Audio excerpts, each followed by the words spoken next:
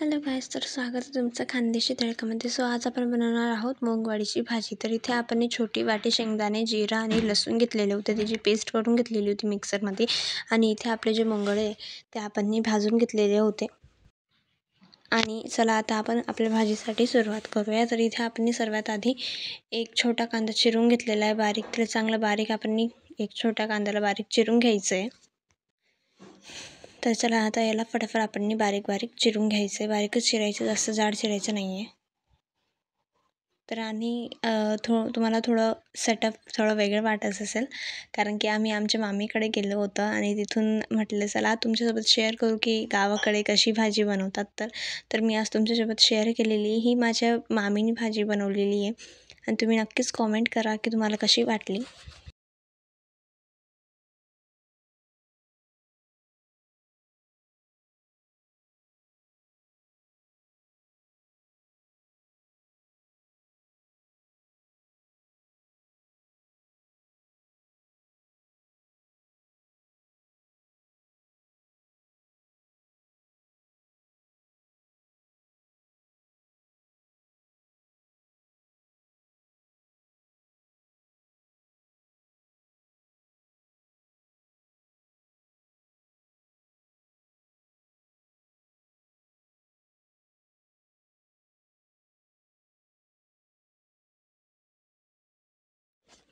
तर आता आपले जे बाकीचे इन्ग्रेडियंट्स आहे ते आपण इथे टाकू.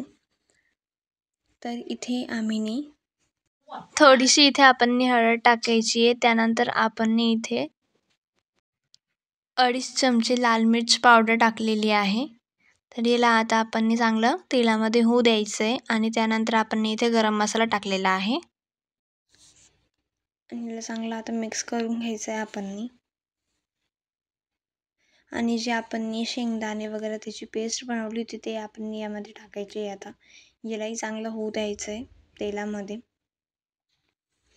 ही जी पेस्ट आहे ते शेंगदाणे, जिरं आणि लसूणची पेस्ट आहे, त्यामुळे आपण हे इथे टाकलेलं आहे. आणि तेलामध्ये आपण त्यामुळे जिरं आणि लसूण नव्हतं टाकलं.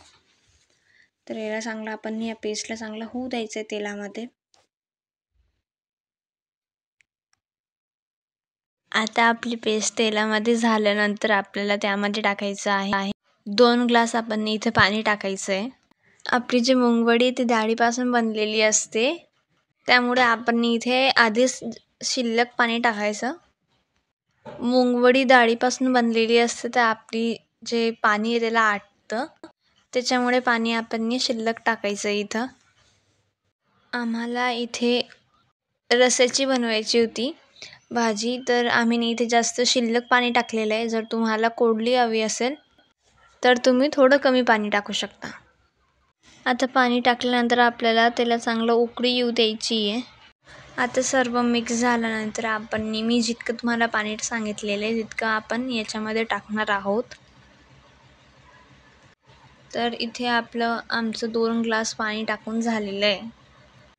आता या भाजीला चांगली उकळी येऊ द्यायची आहे. त्यानंतर आपण जी आपली मुंगवडी भाजून घेतलेली होती त्याला आपण जाडसर कुटलेलं होतं ते आपण यामध्ये टाकायचं आहे. आणि इथे चवीनुसार मीठ टाकलेलं आहे आम्ही. मीठ आपल्याला जास्त टाकायचं नाही आहे, कारण मुंगवडीमध्ये ऑलरेडी मीठ असतं, त्याच्यामुळे आपण इथे थोडंच मीठ टाकायचं आहे, जास्त टाकायचं नाही आहे. आता इथे आपल्या भाजीला उकळी आलेली आहे, तर आपण जी मुंगवडी भाजून आणि कुटून घेतलेली होती ते आपण यामध्ये टाकून द्यायची आहे. आता आपण भाजीला 10-15 मिनटाकरता झाकण ठेवून शिजू द्यायची आहे. त्यानंतर आपण बघू शकता आपली जी भाजी तयार झालेली आहे. जर तुम्हाला हा व्हिडिओ आवडला असेल तर नक्कीच कॉमेंट करा. आणि तुम्हाला असेच गावाकडच्या व्हिडिओसाठी सबस्क्राईब